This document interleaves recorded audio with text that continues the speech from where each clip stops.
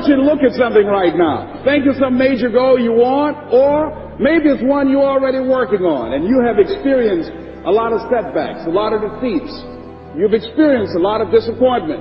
Maybe you've already given up. And maybe you just need a little fire, a little encouragement to get back in the game again. Here's what I want you to look at. There are winners, there are losers, and there are people who have not discovered how to win. And all they need is some coaching.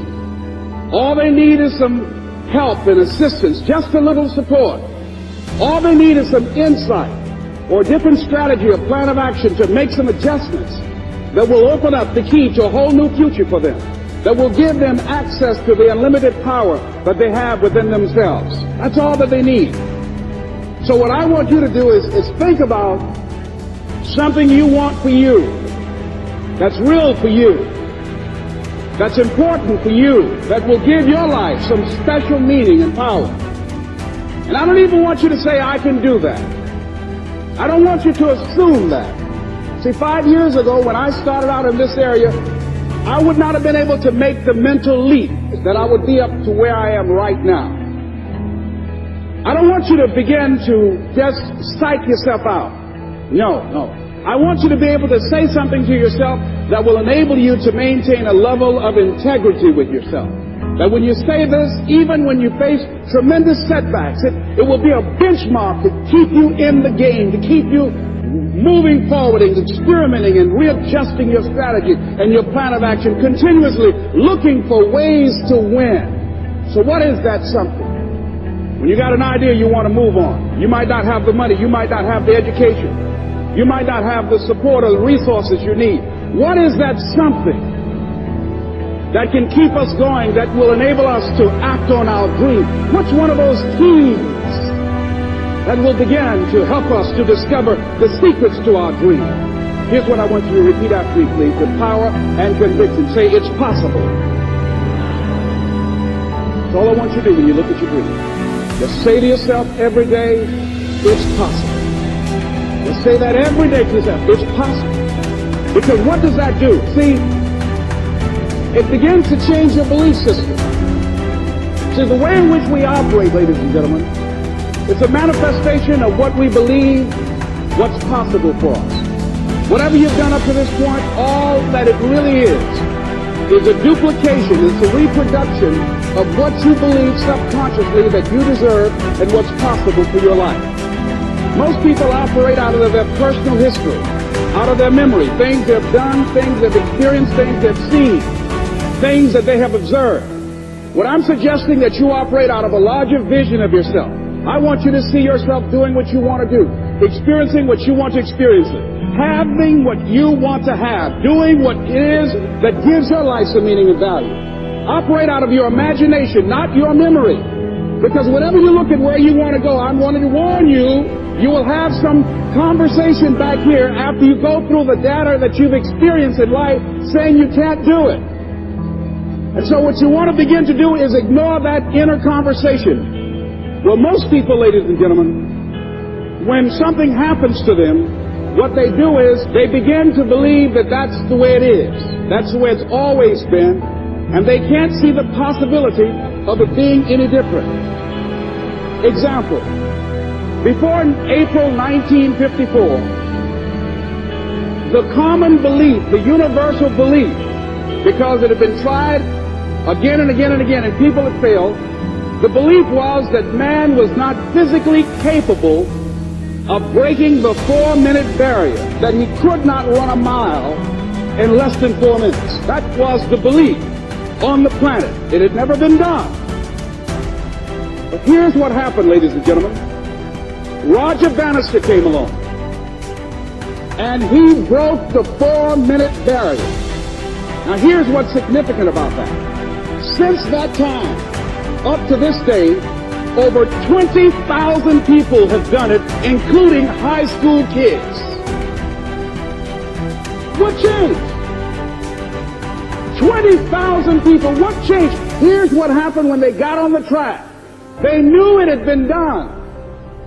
And because they knew it had been done, there was a new belief about this barrier.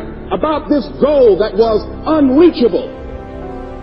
And those 20,000 people got in a race believing, knowing in their heart that someone had done it, that it's possible, that they could do it.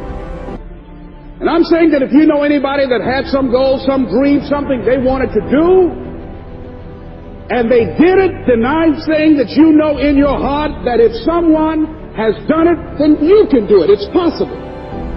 And that if someone can make their dream become a reality, that it's possible that you can make your dream become reality. And so as you begin to look at where you want to go, beginning to embrace that, it's possible. I'm blessed and highly favored. I've got a lot going for me. I've got some good stuff in me. And it's possible that I can bring my greatness out here in the universe. That I can do what I want to do. It's possible I can write my own book. I can have my own business. I can take the trip and travel around the world. It's possible. I can bounce back from adversity and reinvent my life. It's possible. Regardless of where I am, that things can get better for me. It's possible. I'm thinking about two men right here in Chicago who were fairly successful, similar background, educated. They worked for a corporation for many years, and they were among many people that were laid off. Two guys who were very good friends. One went out looking for a job for several weeks along with the other one, and they faced disappointment and rejection again and again and again. They couldn't find any work, which is the story of many people across this country. One guy stopped. He became discouraged. He stopped going. He stayed home looking at television, became very argumentative and toxic with his wife, drinking beer, getting on the phone, talking to his other negative, unemployed friends. And he just gave up.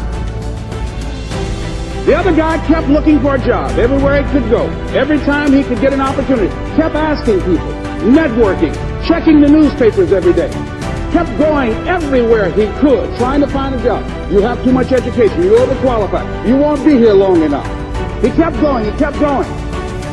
He went to a place and said, look here, I tell you what, if you can't hire me, and I know you can use my talents, abilities, and skills, I don't want to sit home and do nothing. Just let me do some volunteer work. You don't have to give me anything, all right?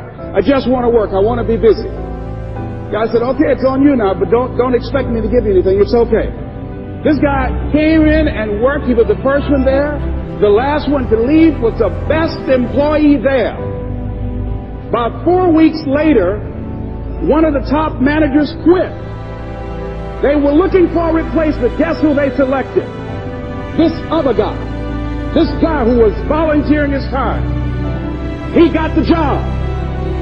What was the difference between the two men? Eyesight and mindsight. Eyesight is judging on what you see. Judging according to appearances. But mindsight is how you interpret what you see.